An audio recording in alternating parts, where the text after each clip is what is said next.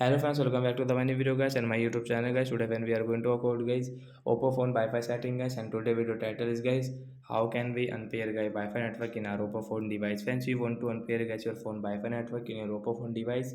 So how can you unpair it today guys? I will show you. I will tell you guys. So before starting video, friends, first of all go and subscribe the channel guys. Click the bell icon, like the video.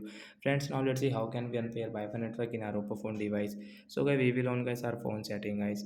After on phone setting guys, you can see this tab second settings. So friends, you can see guys your Oppo phone Wi-Fi settings, and friends, open your phone Wi-Fi settings. So friends, you can see guys your all Wi-Fi setting is advanced setting as you can use from here this Wi-Fi setting.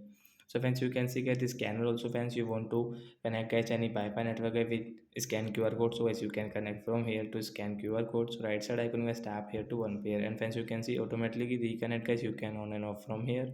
So you will tap here to unpair. So when Wi-Fi network will unpair guys, we cannot use the Wi-Fi network guys. So like that guys, we can unpair Wi-Fi network in Oppo phone device. So bye guys.